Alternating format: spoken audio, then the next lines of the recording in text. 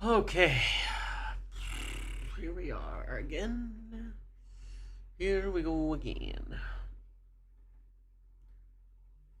Just as you find yourself lost for content, your hero appears. Thank you, Lamuel, my friend. Sean, hello, hello. How are we doing this morning? How are we today? Good, I hope. It's April 1st. Finally, a match day for United. That's a relief. What's up, James? Hello, guys. Hello, hello, CB.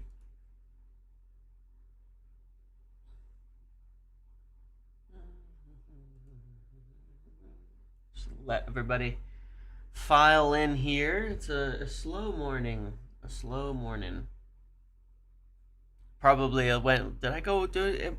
I feel like I'm a little early today compared to usual, but it is a match day, and I wanted to um get live pretty early this morning.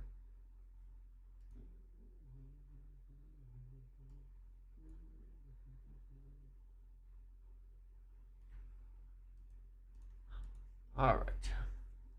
Is it me or is it still weird having no European games on Tuesday? Yeah, I mean this whole week is funny. With the return from the international break, where it was like because of the FA Cup schedule at the weekend, and then there's no games, and it's like it's all just a mess. It's throwing me off. I need to get back. We need to get back on our Sunday Thursday schedule, don't we? We need that really bad. But yeah, got a few things I want to talk about today. KG's a habitual line stepper. No lay entry today. Oh man, if there's one player you're confident United will sign this summer, who is it? No, nobody. It's never even. It's really never been like this. Even this early. Um, I mean, last summer there was players I was confident on that we really tried for. We didn't get. There's players I've been confident on that we don't get. But there was players I was really confident that we would try hard for almost every single year. Um, you know, last year it was probably Braithwaite and Todibo, and we got blocked from buying Todibo, and we uh made a 50 million bid for Braithwaite, but we didn't get either one of them done. This year, I think it's much more up in the air. It's way more up in the air. Hey James, love your stuff, man. Thanks, Michaels. So I don't. It's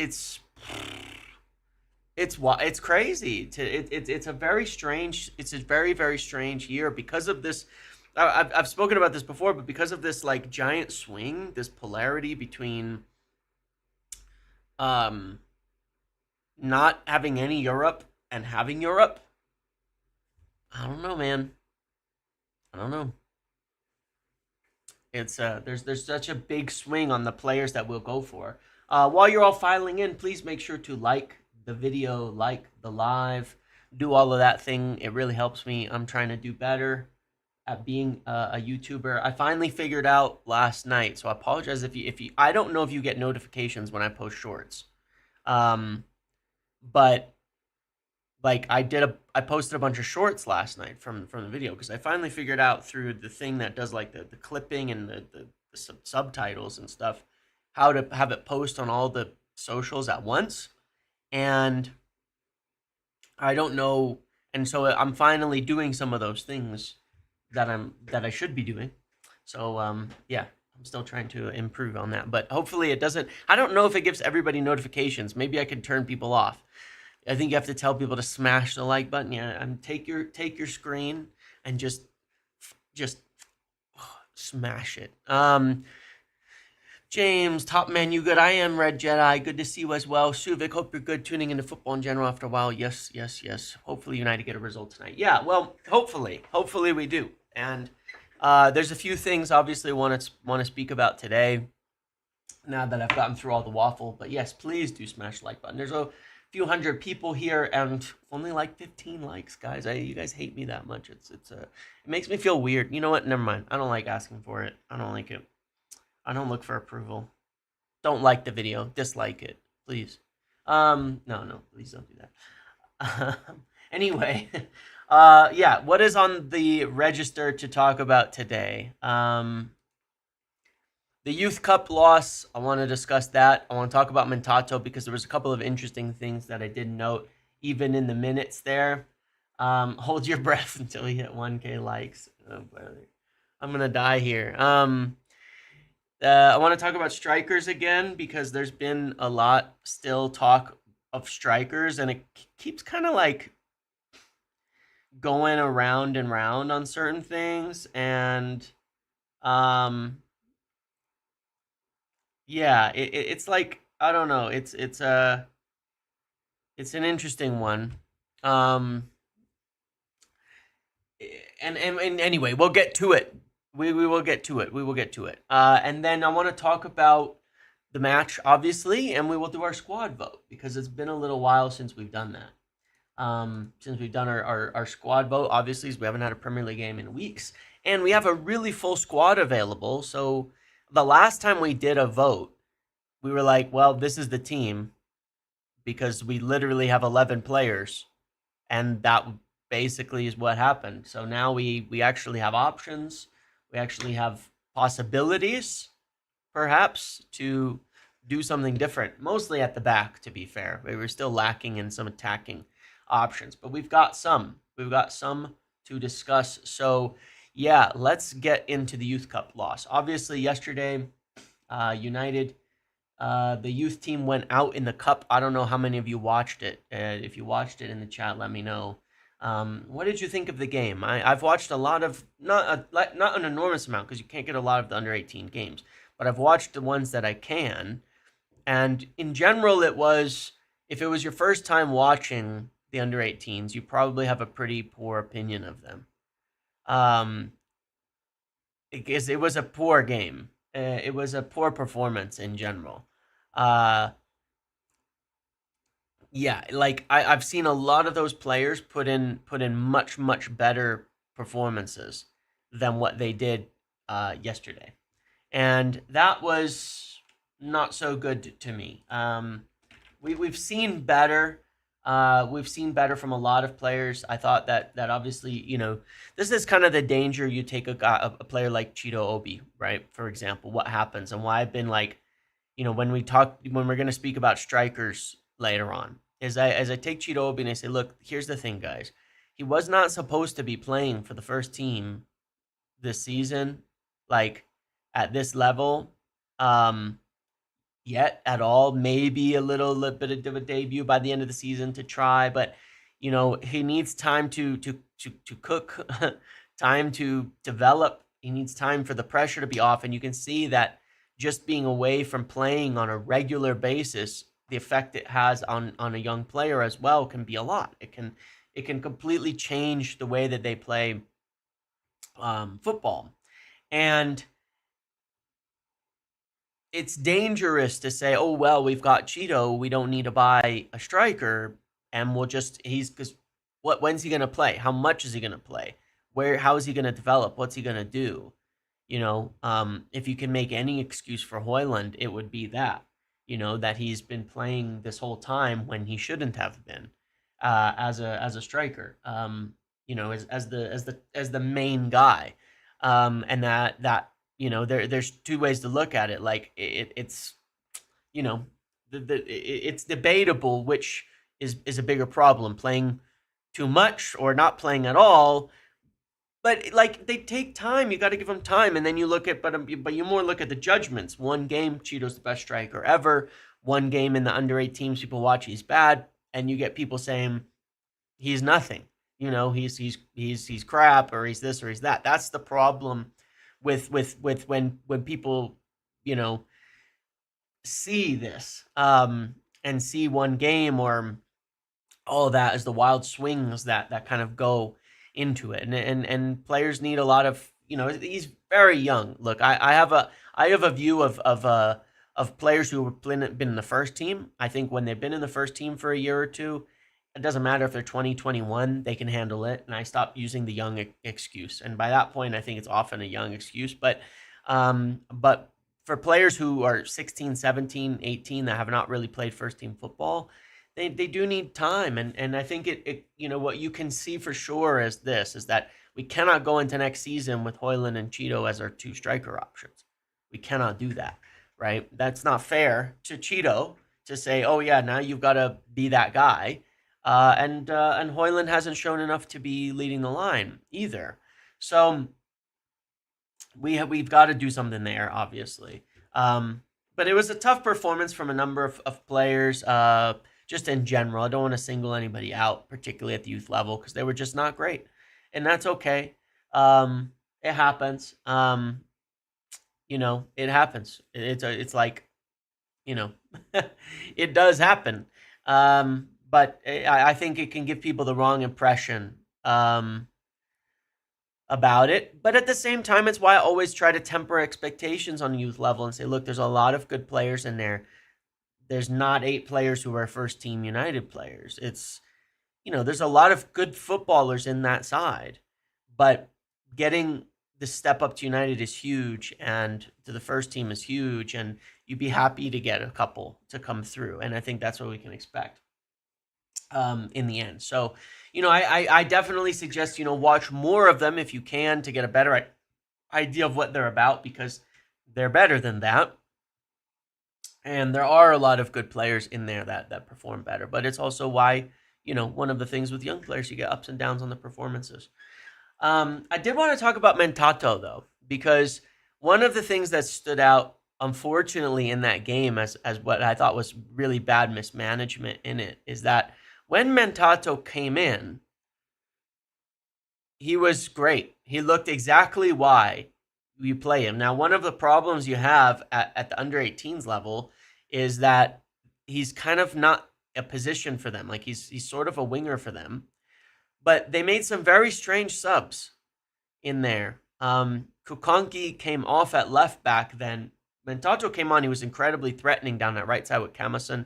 They were really working well together to create chances. He was beating his man. He was pretty unplayable in getting into dangerous attacking areas and dribbling and all of that. And then extra time came, and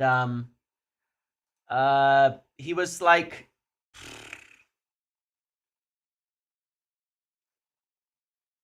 moved immediately over to left back, and it was a tricky. I don't know why they did that. I don't know why they did that. It was a poor substitution, I think, and unfortunately, it meant we didn't get to see more of Mantato playing, in the dangerous positions that he was playing in before, and that's more the regret of it, because he was completely kind of taken out of the game from there, and not getting in those areas. And I think a lot of people were hoping to see more of him. He won the game against Arsenal, obviously.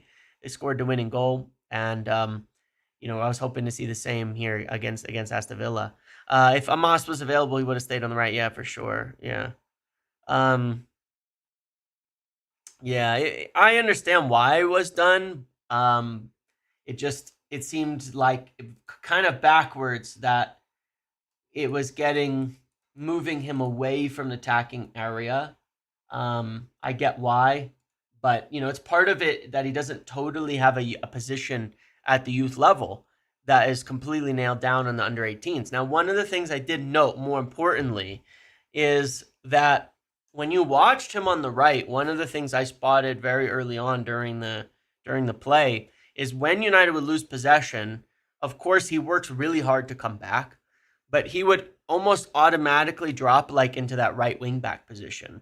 And I didn't see anybody else doing this, but generally speaking, when they were in transition or out of possession, he would sprint back to almost make a 5 by going wide of Camison out there in the defensive area, deeper than Zach Bauman, and all of that.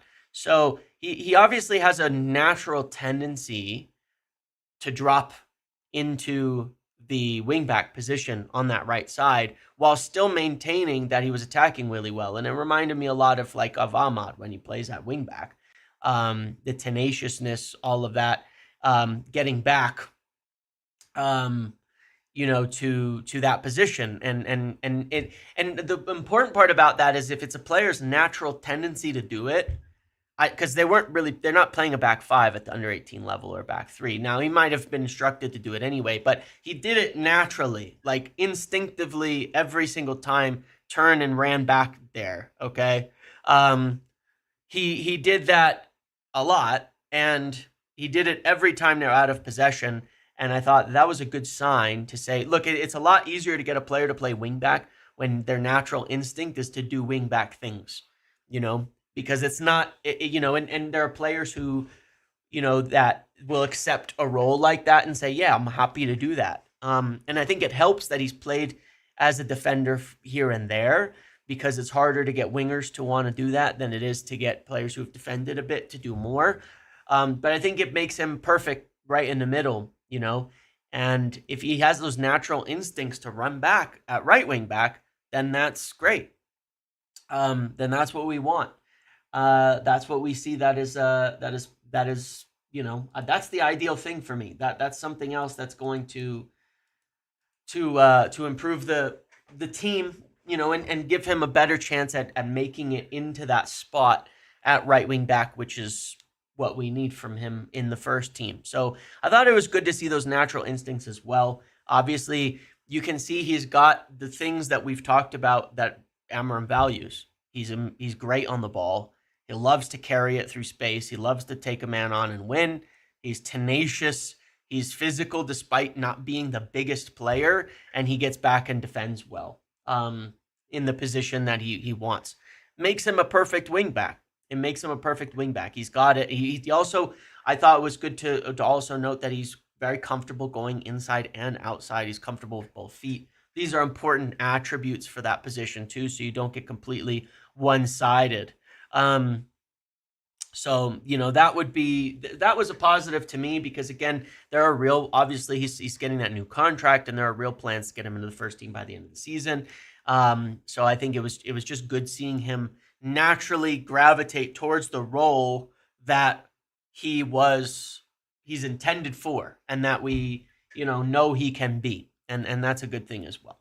So that's all I wanted to say on that. I take the positives. It's the youth level. These things happen. You're not expecting them to be amazing all the time, but there was good things to evaluate, and I think it's just a lesson mostly in not overreacting in either direction on these young players. To say, oh, they're all going to be stars, or oh, they're all shit because I watched one game. It doesn't work that way at the youth level. That's not how we look at it. That's not how we talk about it. But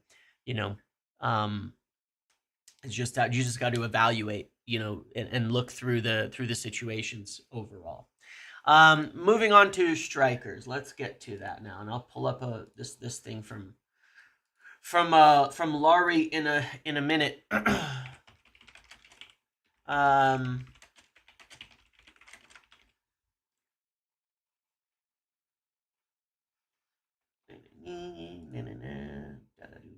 second. Apologies. There's no reason, unfortunately, to talk about Jokeres. Look, we've talked a lot about strikers, right? And one of the things that we've talked about many times on that is that Jokeres isn't necessarily like gonna happen. I've been saying that for months. He's not really like it's just not one that is like gonna happen. I don't know how to put it, and he's just not happening. Well, he's just not happening. For whatever reason, he's just not happening. But let's look at this. So obviously, following the Jokeres to Arsenal likely news, which is not us, shouldn't be much of a surprise. There's a lot of clubs that were coming in for Jokeres. All of that, I think, that we kind of knew that he was going to be looking to like a big Champions League club. I was saying that, with his career, this is really his first chance at a big move, to a big club. He's still at a small club at 26, 27. It's different to No, I say small, like he's still at not a top 5 leagues club at 26 years old. It's somewhat of an unusual situation for a player to be in, and I think because of that, obviously he was gonna be more picky about going somewhere as an established striker to try to win things now. Arsenal makes a lot of sense for that. Um, but then there was, there was this point about like, okay, so let's say United aren't going for him, and there's a piece from Laurie in here. He's talking about Delap. He talks about how Jason Wilcox likes him and all of that. In the event of their relegation, that he could be, he's young and prospect of recruiting him. He talks about Sheshko, who we followed for a long, long time. He's also on that video I did on strikers, and then it talks about options, including Victor Osimhen, but some kind of swap deal might make that deal more financially palatable, with Napoli holding an interest in Alejandro Garnacho. So the thing I want to say on all of this is that obviously I've been talking about this potential Osimhen thing for months and months and months since like early January. I said we'll revisit this in summer because it's not going to happen now, but in summer it's a possibility. And look, I spoke a lot yesterday about Mateta, and people got upset about that argument too, which is fine for me. Point being, the ideal for United that I've mentioned on a number of occasions is to get Victor Osimhen in. And if they can make Champions League, they feel they have the responsibility to do things that will help keep them in Champions League. And that would mean getting a top striker in. That may not be possible for outside of Champions League. We don't really know what Osimhen would want, all of that. We don't really know that. Now, even outside of Champions League, would the swap of Alejandro Garnacho, a sale to Napoli, mean that United could afford Osimhen? Yeah, absolutely. It's not being mentioned just for nothing. If selling Garnacho in the summer on the current basis, if he wants the move, meant United could get Osimhen, then they would do it. Then they would do it. So there's a lot of possibilities, in all of this that can happen. Still. So we're just gonna have to see where this goes. But it's very much up in the air. Look, Delap is obviously a very real option. Sheshko is one that I really, really hope the club steer clear of personally. We've been following him for a while. When maybe it was 40 million, it made sense. At 80 million, absolutely not. No point. I really, really, really would avoid Benjamin Sheshko. There's already concerns with him. I went through all the strikers in that video I did on strikers, and I have concerns, and I try to demonstrate them with stats because you can't show, on the pitch. Didn't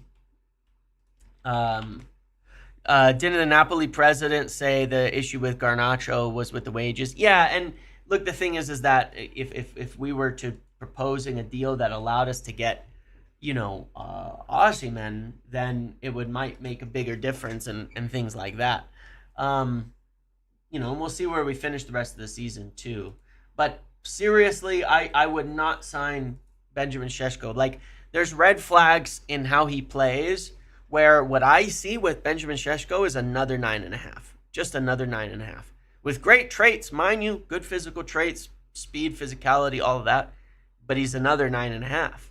And there's things I worry about, in his game. And I went over this in the striker video, but like, when you look at where he plays, this isn't what I want out of my striker for an Amorim system.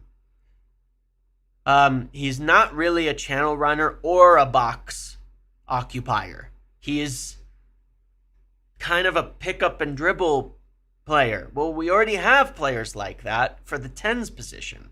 What about the number 9? We need someone who is going to do something different to what we have.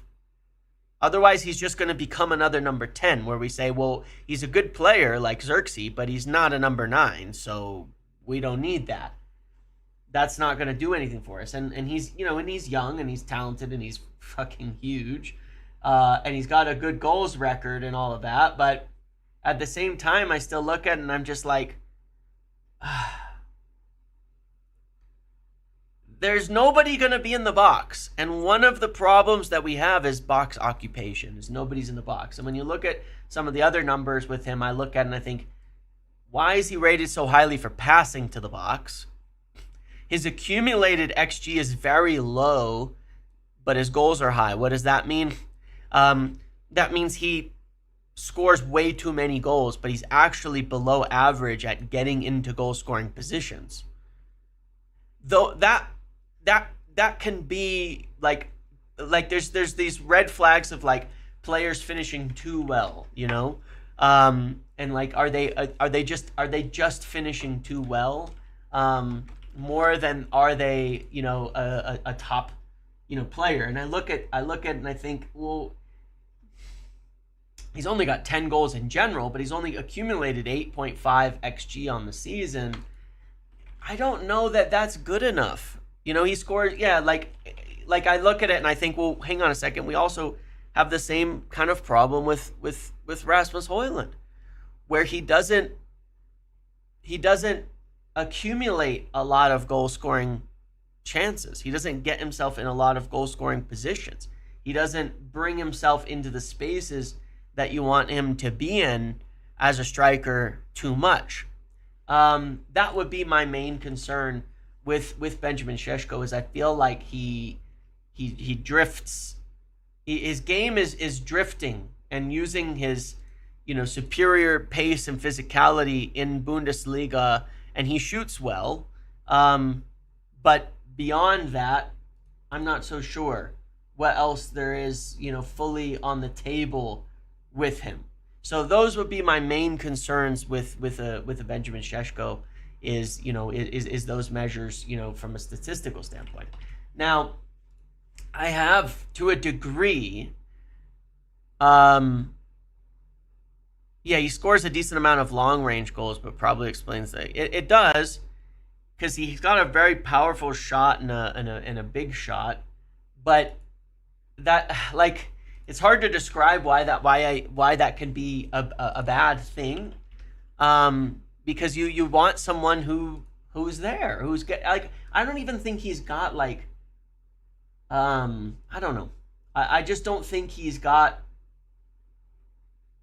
whatever it is that you want from a top striker, for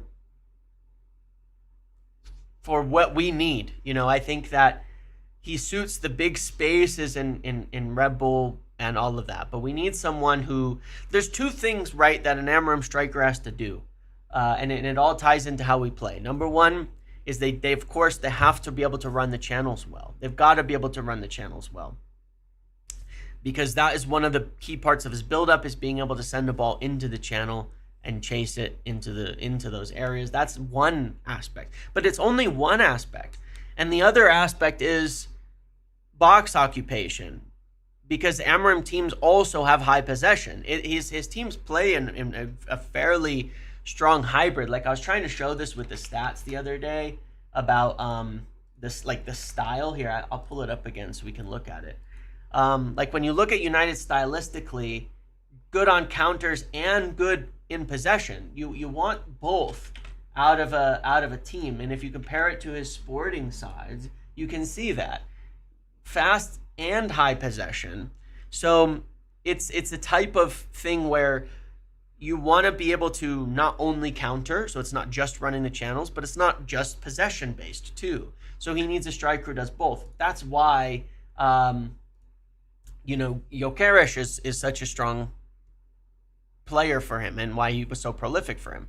When you look at Liam Delap, for example, I have the same concerns, which is that, again, most of his goals come from picking a ball up outside the box, running with it, making his own shot, and scoring. Can Liam Delap do the channel running for Manchester United?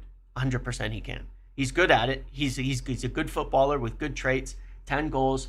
He's good at that. He's fast. He's good at those things. What is he not good at?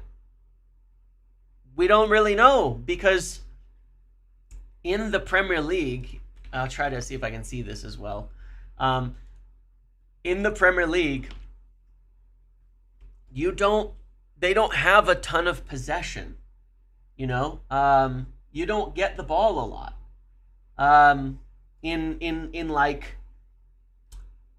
They don't have a ton of possession, and they don't dominate the spaces. So is he going to be a guy who, when you're dominating those games, they're going to be a good presence, a good box presence for what you need? I don't know if he is. I don't know if he is. I don't know, like, at all. In terms of style, in terms of what they do, stylistically, I'm just not sure. What you're saying is we need Ruud to enter de-aging machine and re-sign for club. Right. We need someone who's good at all of these things. And for me, there's all the names that are out there that we've talked about, the only players who are like that, when you look at strikers, are Victor Osimhen, Victor Gyökeres, and Samu Aghawa. These are three stylistic players that have great box occupation and run the channels well. Because I want both. If we're going to spend decent money on a striker, I want someone to do both of those things.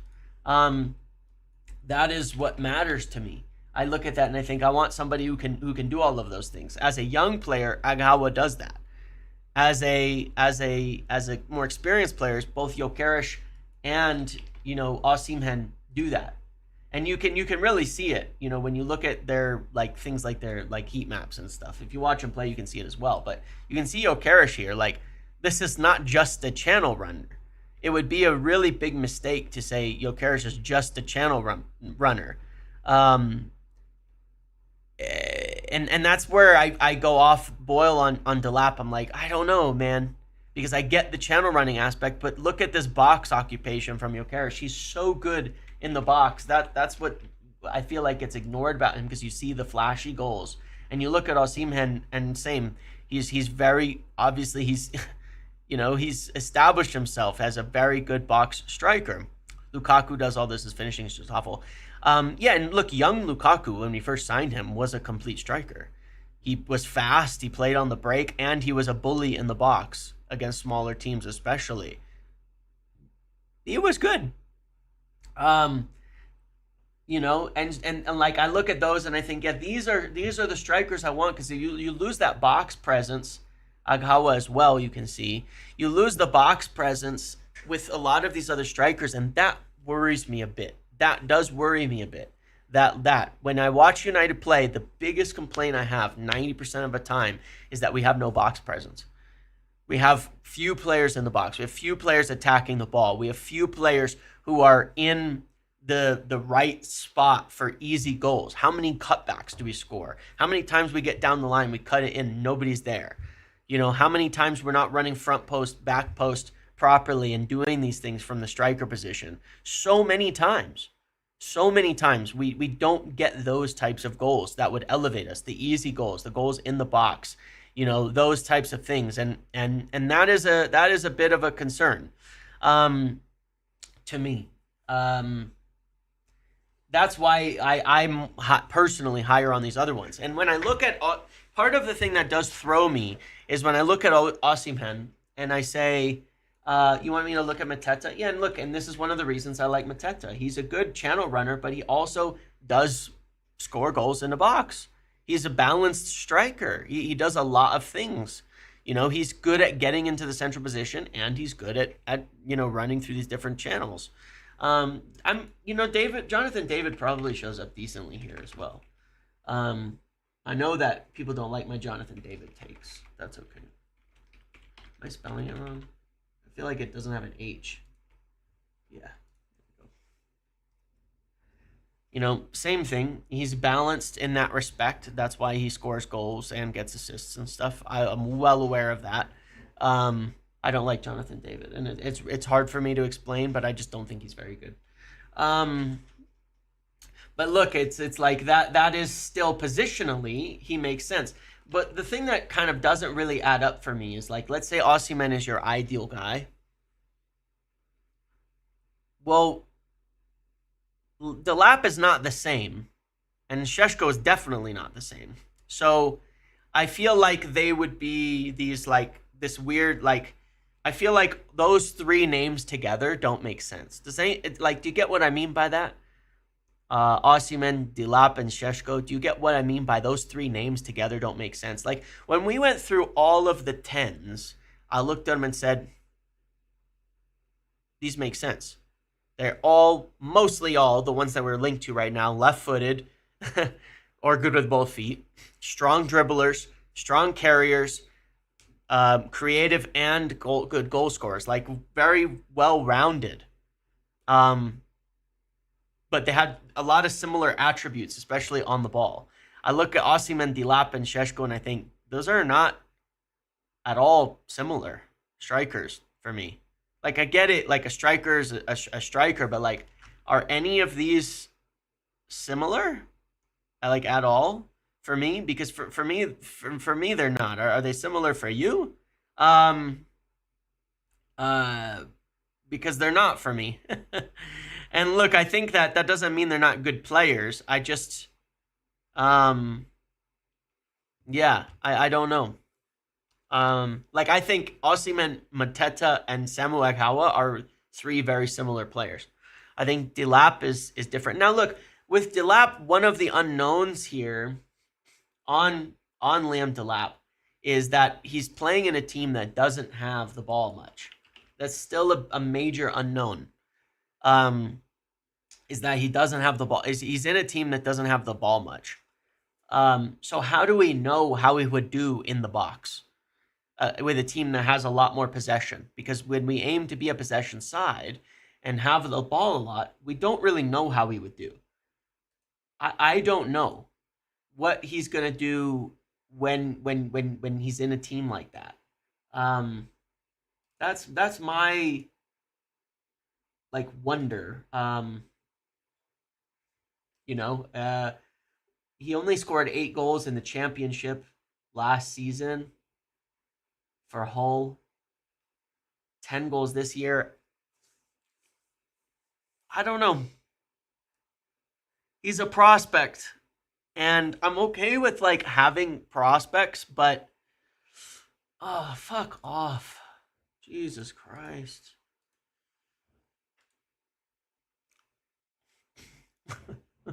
If I come off of condescending to you, that's a you problem.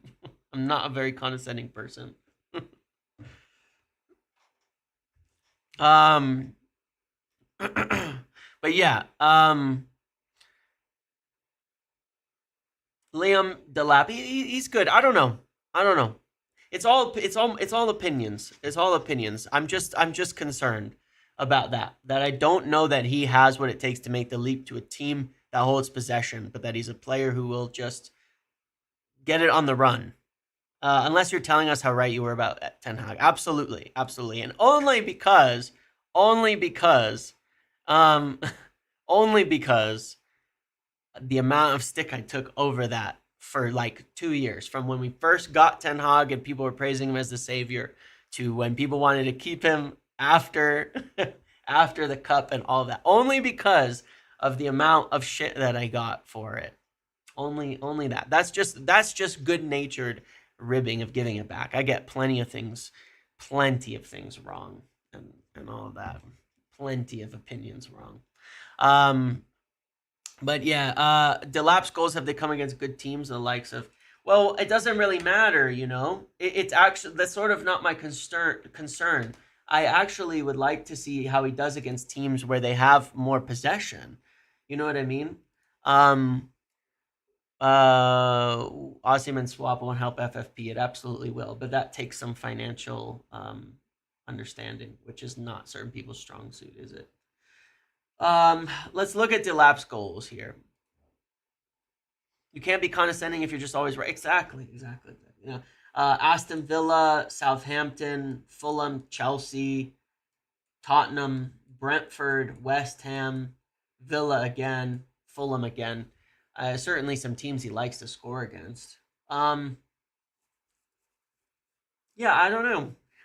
I tell you my concern on it. I mean, they lost to Forest on pens. I tell you my concern on it is that, um, it's that, yeah. Look, he's a good player. He's a good footballer. He's got good physical traits. He's got things like that.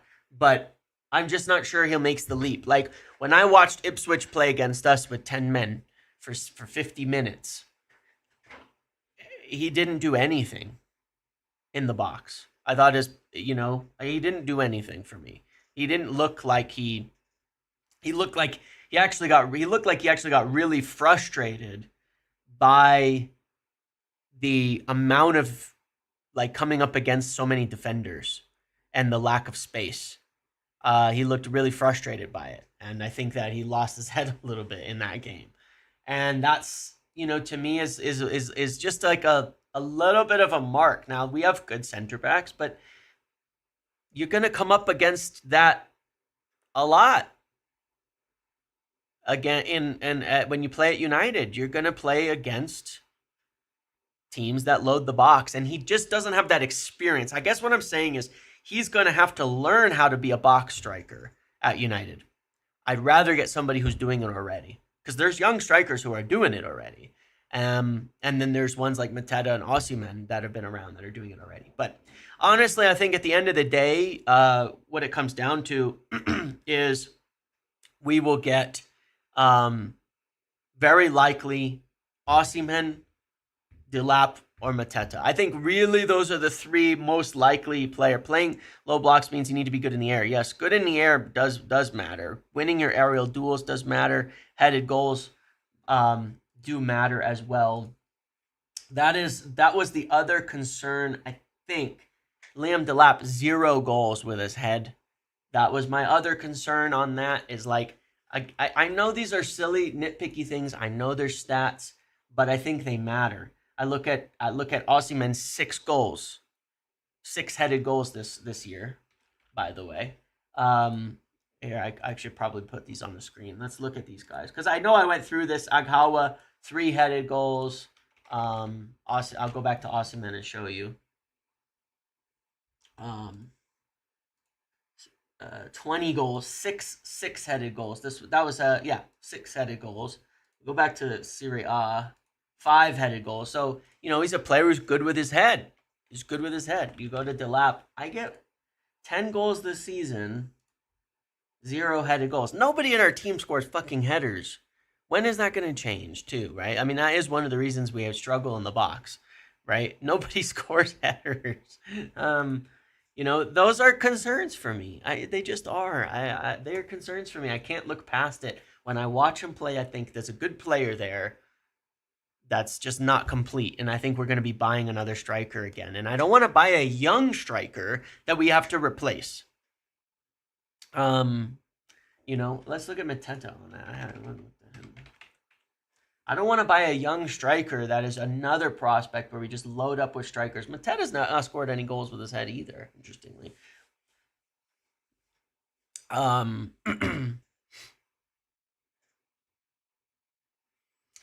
We even saw Rashford score headers. I mean, Rashford did not score a lot of headers, to be fair. But look, it's like Ronaldo. When he moved to striker, he had to add that to his game, right? Talked about, I think, there was things about how he was not, he didn't like headed goals. Hold on, that's the Pokal. Couple for Sheshko. That he didn't like, scoring headed goals. They're not like all of that, but he had to learn to do it. And any top striker's got to learn to score goals with their head, I think. And it's a big weakness of our side in general. I'm going to check En-Nesyri. But look, I mean, the 3 names that I think are realistic are En-Nesyri as 8. Wow, good for him. No, but honestly, like, in the beginning, Ronaldo, as a young player, didn't like to score. I'm not saying he didn't score them, but there was talk about this. So he didn't like to score goals with his head, but he learned to do it and all of that.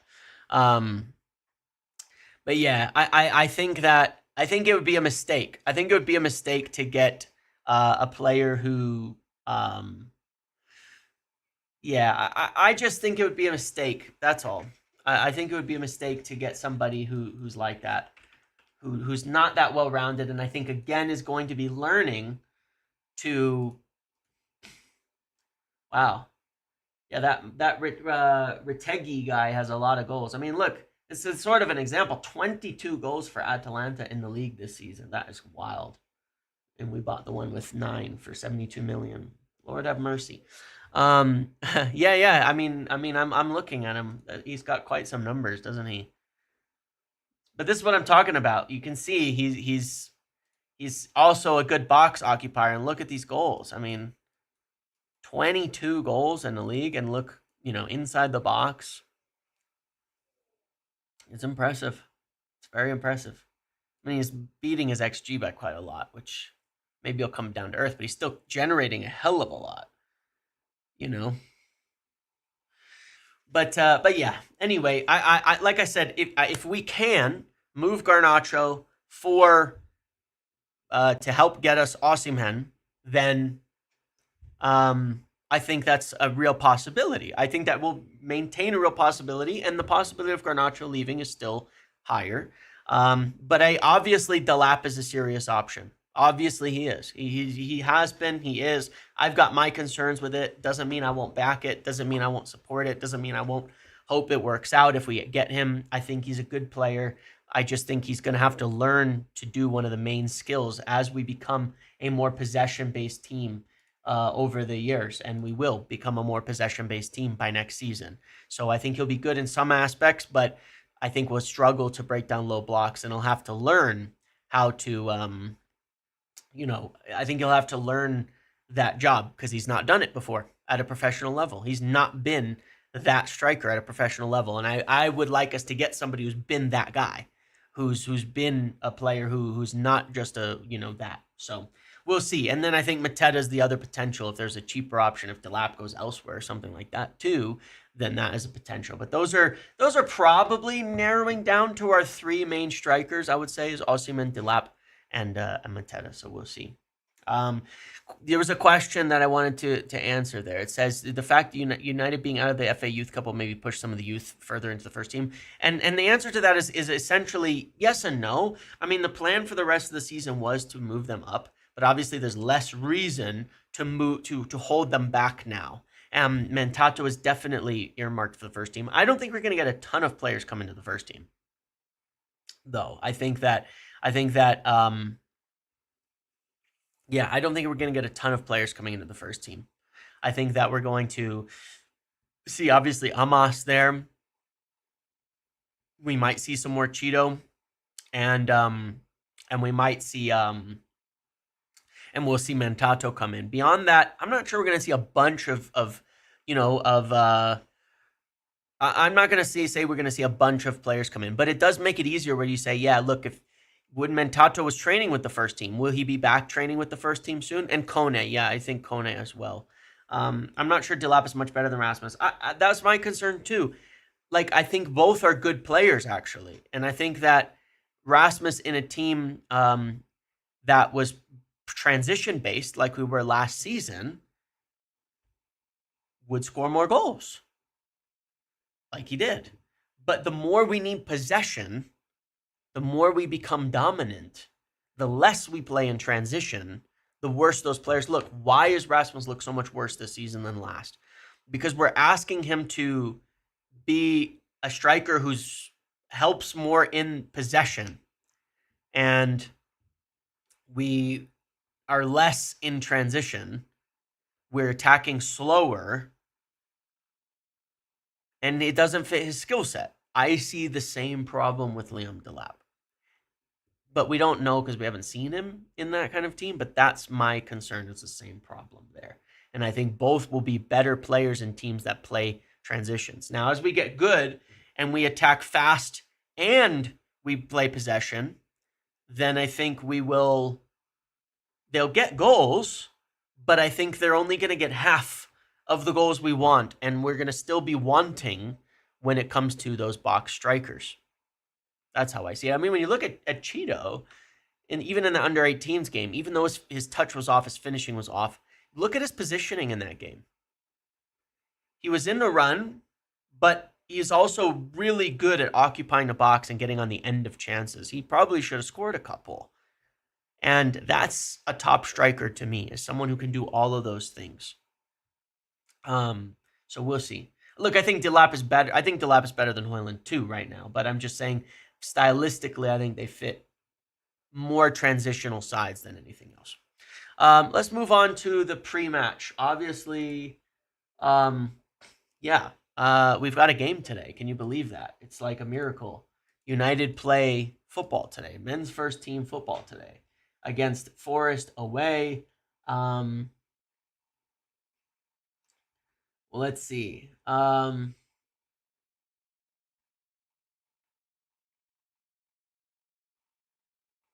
are we? We don't have a traveling. Did we not get a traveling squad? Is it was that at home, or that might change? That might be the reason for that. It feels like a month since we played. I know. Well, it's almost been. I mean, March 6th to April 1st. Give me a break. No, yeah, it's at the city ground. That's what I thought. Yeah, I've been hearing that all week. We didn't get a traveling squad, did we? Or did I miss it? Don't we usually get some pictures? Don't we usually get the MEN saying, these are all the players who are traveling? Am I too early? Because the game starts in the lineup's out in 2.5 hours. Where's the traveling news? What's going on with everybody right now? Why have we not heard anything today? Like I've woke up today and I'm thinking, where's all the news on our game today? It feels quiet. It feels like everybody's still forgotten that we have a match day. Maybe because it's a Tuesday. Wolves midfielder João Gomez signs new 5-year contract at the club. All right, we can strike him from our list of midfielders. He was one I had on the list that we've admired for some time. That going to make him prohibitively expensive. Yeah. Goodbye to João Gomez. Because it's a Tuesday night? Maybe. But no, isn't it, the traveling squad thing isn't leaks. Isn't that usually like the papers go sit by where the fucking bus leaves or whatever, outside Carrington or something, or where they go on the plane and they take pictures and all of that? Do they fly to Nottingham Forest? My geography for certain clubs is still off. How far away is Nottingham? Oh, that's not far. That's a bus trip, isn't it? That's not a plane flight. That's a bus trip. Or a train. No, but usually they do the train station. Is it just a bus? It's not far. It's not far at all. It's pretty close, yeah. But like usually they go through the train station, right? Is this a bus trip instead of a train or something like that? No airport. It's a forest after all. Good point. You can't land in all those trees. Yeah, you can't do that. Yeah, I don't know. Did they not take the train today? Have they taken a bus? Have they driven there on their own because it's close by or something? I don't know. But yeah, I'm surprised. Team coach, yeah. So but then I guess we'll see pictures when they get off the bus, right? At the city ground. We should see that soon, I would imagine. But yeah, I don't know. We've got a healthy team. Walking to save money. Oh, true. So Jim's told them they've got to arrange their own transportation to games from now on. I think that is the answer. Yeah. So we got a game. We're kind of in decent form. I let me see. I wanted to show this because I think people would be a little surprised as a reminder that we've actually been kind of good recently. Like not great, but like okay. When you look at the table in the last 6 games for them, we're here. Forest have got 7 points. We've got 8, so we're in slightly better form than them. You know, they're not like tearing up trees, and it's kind of interesting. There's a lot of teams we play soon, Bournemouth, Chelsea, who are not really in good form. City. And we're kind of coming into better form at the same time. So I don't know, man. Maybe there's like, I mean, you go to February, the last 4 games, and we're in fourth, you know. But anyway, it's just, we're okay, but we've also had 2.5 weeks off. We have a very, very full squad. We're going to do the vote in just a second here, and they've got some injury doubts and played 120 minutes on Saturday. This feels like a good game for us to do well. But the biggest thing I want to see is that we play the way Emeram wants, and that we really start to see that stylistic improvement come through after the break. Because it's interesting, the last international break we had when Emeram first arrived, we came out of that break actually playing better, more like we were. Then we had this freak thing where 1 week a bunch of players got injured, and people were like, "Oh, we were going to be." God, that shit annoys me so much. But I know it. People are joking, but it makes me so. I get so irritated at like the overwhelming negativity on things, like that we had 2 weeks of training. People are like, "Oh, everybody's going to get injured." No, everybody came back. Actually, we have great news on injuries. We've had great news on injuries. Maguire's back. Euro's back. Aiden Heaven is basically back in training. Mainu's back. Shaw is back in training. Mount is back. Everybody's back, and Ahmad will be back early. We've had great news in this time. We've had no new injuries that we know of, but I from what I've asked, I haven't heard that there's any new injuries. Players are fit. I mean, we were missing so many players, so this is great. And Mainu will be back soon, and Ahmad will probably be back in May, at the end of this month even. So, you know, we've got good. This is the right time to hit our stride, and I think it's a good time now. So let's do our vote. I was trying to think how I want to do this.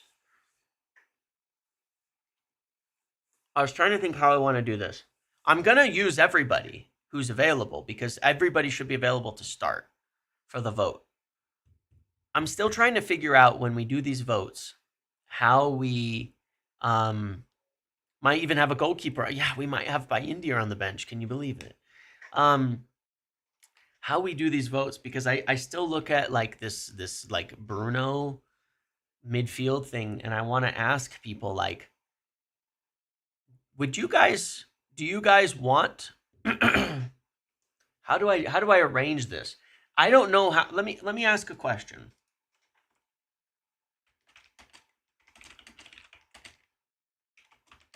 I'm gonna ask this, because, like, just bearing in mind, like, I'm curious what people think now. Now, people have really swung on the Bruno deep thing, and obviously I think it's helped us, but I also think he was also playing really well in the front three before he got moved deep. But it's also, one of the things is that means Højlund is starting at striker, and now he's scored a couple of goals. He may have some confidence. That's good, but that means it's gonna be Højlund, Xerxes, and Garnacho in the front three. Maybe Mason Mount. Before Mainu returns. Bruno has to play deep. Okay, I could agree with that. I really do want to see Mainu back deep with Bruno further forward once Mainu returns, and then I think it'll strengthen us as a squad a bit better. Okay, so you guys want him deep. All right. So we'll keep him in that. Xerxes playing well help. All right. Well, let's start at striker then.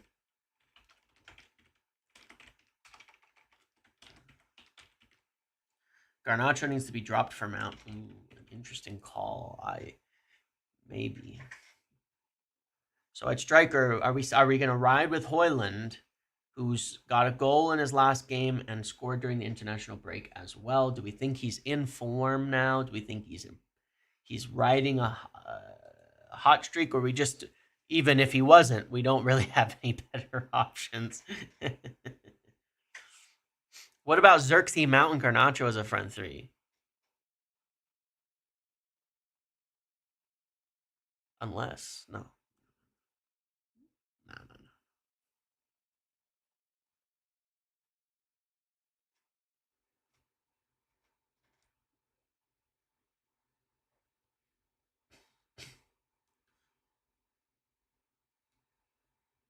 Maybe we should have Ugarte and Casemiro as pivot. See, default, I agree with you.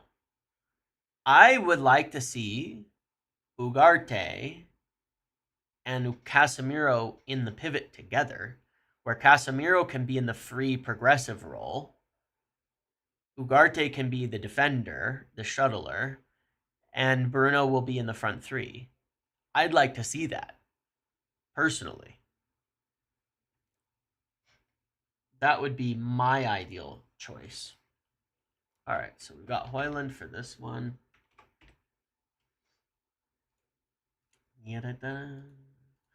Left 10. I like to see Bruno Xerxes in the front three together with Casemiro and Ugarte deep. That would be my that's kind of like what I want to see. I'm not saying that we should do it. I'm not even saying it would work. I'm going to put Mount as an option for the right 10, by the way. Not on the left. Maybe play Casemiro striker to get some headed goals. Too much running for Casemiro. Yeah, and that's a point. That is a point. But in Europa, though, Tony. In Europa, though. When we play against... when we play in Europa... God, why do I always confuse Lyon and Lyon? Lyon, yeah. Okay. When we play in Europa, we should play Casemiro and Ugarte together against Lyon. Lyon are not a transition threat.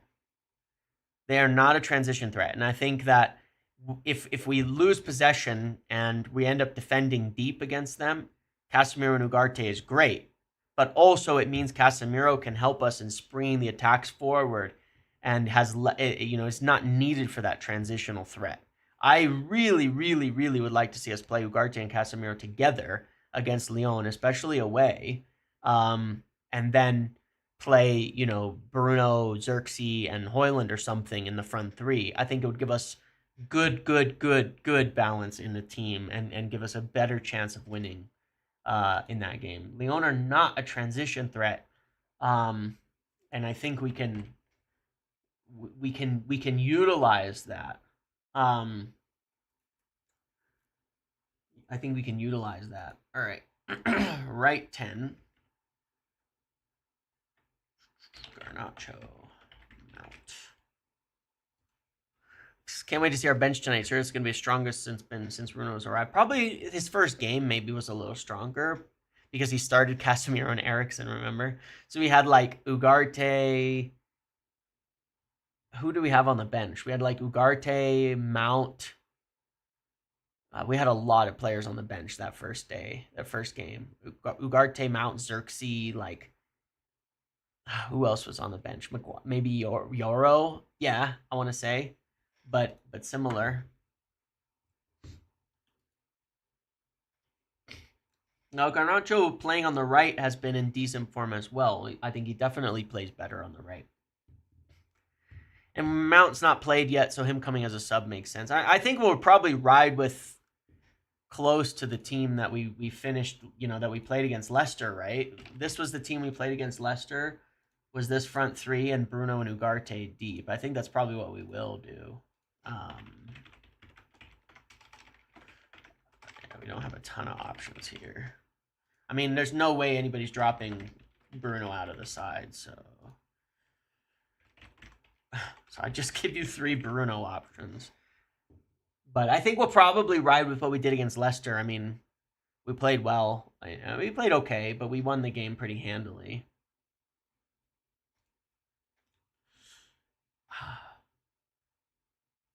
Mount needs to come on the 95th. Maybe we just Like, he needs to get on because I want to see him be able to get on against Lyon. Well, we've got time. Do you just like not play him at all until Lyon, so at least you could get some time out of him if you want him for that game? Maybe. Maybe.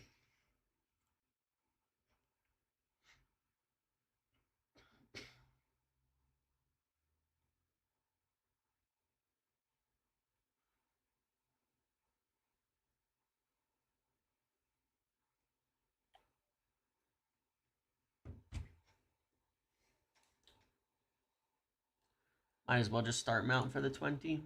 If everyone wants Mateta, who are we to question a big man? He turned a Coventry striker into Europe's top and most wanted gunman. Yeah, I agree with you, Ryan, that Mateta could be very good. Look, I think again the biggest concern, as I continue to reiterate, on striker for oh my god, for Ruben Amram is that I think it's a mistake to classify his ideal striker as just a channel runner, especially because you look at before Jokeres, who did he use? What was his name? It's hard to find him because he has the same name as somebody else. It was oh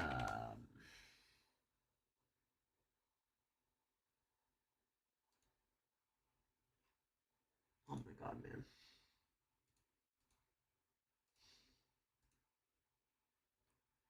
It was who was that guy?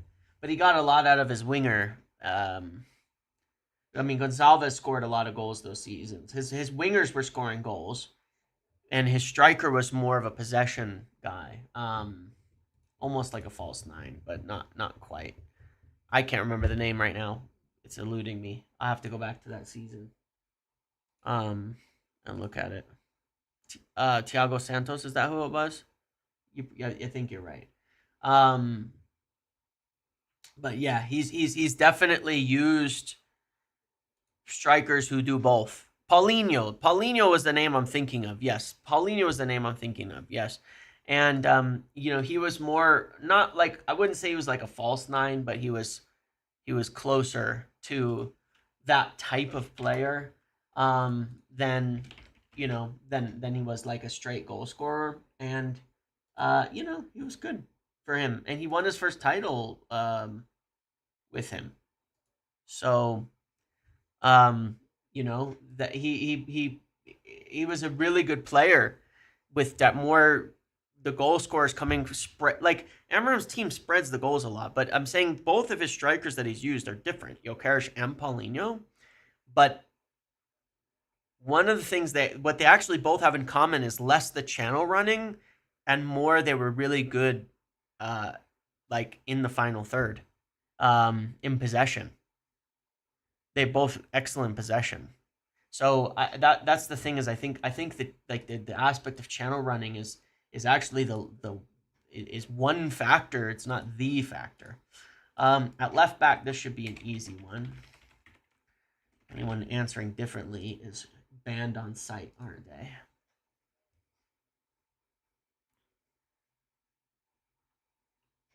Excited to see that too. We haven't gotten to see Dorgu since Ipswich in the Premier League. We saw how much of a difference he made in the games that he played. And I think Dallo has been better on the right than he's been getting credit for recently. But I think we're really likely to see close to the same team we saw originally. Now, at left center back, are we running Yoro, Mazraoui? I think those are only two options. Yoro and Mazraoui.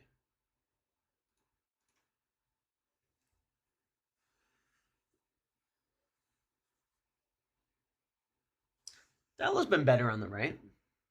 When he played on the right, he's been serviceable for me.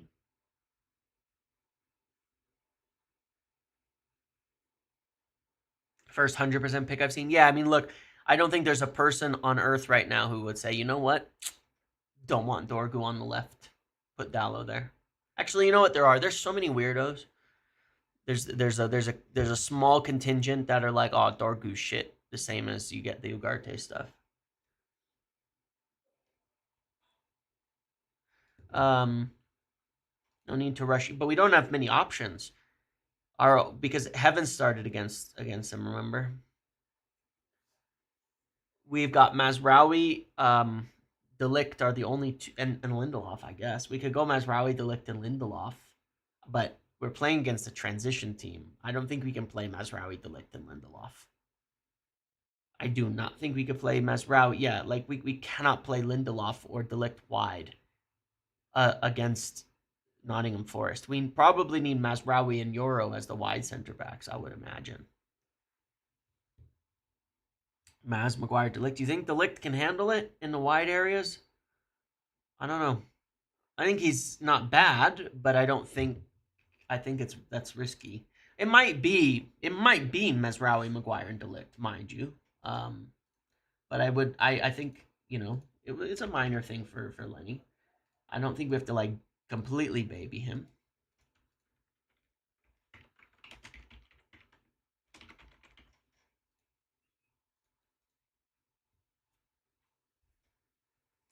Maz, Delict, and Euro is probably what it should be. Probably what it should be. I think Xerxes might be the silkiest player in the league. Love that big man. Hope there's no chance of him leaving this summer if he's moved all doubt. Hey, let's see if he can keep up the performances, because he's been. I've really liked how he plays. Now I want to see us, if he can. He got a goal obviously in Europa, so I shouldn't say he's not getting goals, but I want to see him, get some assists and things like that. Well, I really want to see him play in this position with Dorgu, because the last time we played Dorgu, what was the lineup? What was the lineup when we played Ipswich? Because we were really good till the red card. Yeah, it was Garnacho, Xerxes, Dorgu with Bruno and Ugarte deep. It was really similar to actually, it was almost identical to what we have here. Yeah.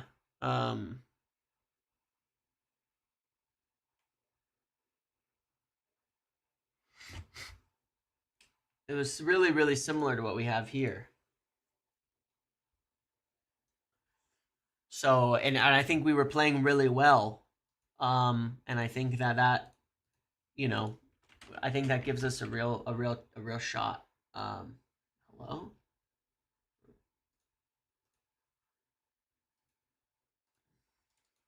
And then this will be what, Mazraoui? I'll give you Lindelof as an option for the vote here.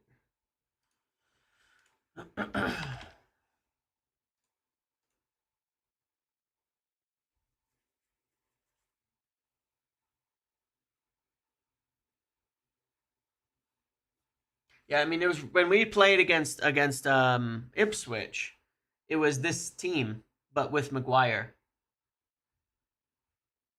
in the middle. And the one thing I will say about that,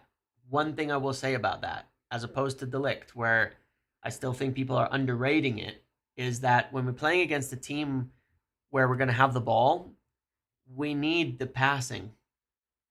And Maguire's still a much better passer than Delict from the center in his distribution for now. For this game, I would prefer Maguire in the center and use Mazraoui and Euro wide to defend the channels. But it's for progression. I just think the progression is a little bit weak here. It was the same against Ipswich. We needed it for. Maguire had a really, really good game against Ipswich in possession and then defending once we were loaded in the box as well. But yeah, possession is important. Delict's been getting better and better though, for sure. He's been getting better and better. There's not like a ton between them. I think Delict's a better defender and Maguire's a better passer. So it just depends what you value at this point in time. But I really like almost all of our center backs, to be quite honest. Like, I like Mazraoui. I love Euro and Mazraoui, Delict, Maguire, Aiden Heaven. Like, I'm really happy with our contingent of center backs. I have virtually no complaints. I think you can mix them in, match them as needed for good games and good results. So we'll see. In this game. But this is pretty similar to what we did against Ipswich. It's pretty similar to Leicester, obviously. Um, so I could definitely see Yoro on the bench, Mazraoui on the left, De Ligt out here, and Maguire in the middle. Like, I think it might end up being Maguire in the middle, and then these other two. But otherwise, it's probably this. This is probably the lineup, similar to what we did against Leicester. Against Leicester, if we want to keep that continuity, it was De Ligt, Lindelof, Aiden, Heaven. Well, Maguire's back, so we'll put him in there. Heaven's injured, so, all of that. Mazraoui played, Dallo played, but Dorgu was suspended. So shift Mazraoui to Heaven's spot, put Maguire in the center, Dorgu to the left, and Xerxes on for Eriksson, because Xerxes was getting a rest for rotating.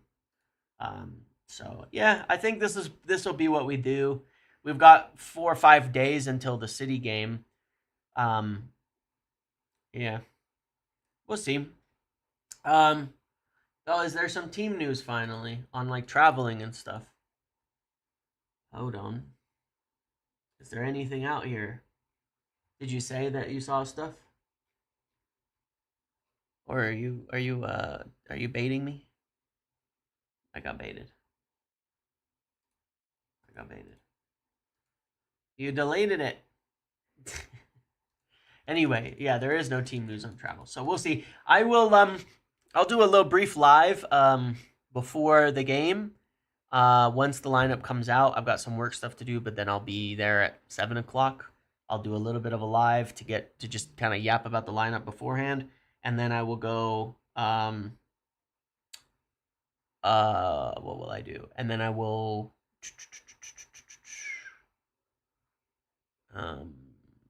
Yeah, I will. I'll be live, and then we'll do a watch along later. Wood and Gibbs are out for the game. Okay. And then I'll be doing the watch along for the game as well. And then I'll be doing a post game. And then Phil and I will be recording our podcast tomorrow. Okay. Thank you for watching, guys. I will see you all later. Have a good rest of your day. And I will see you for the live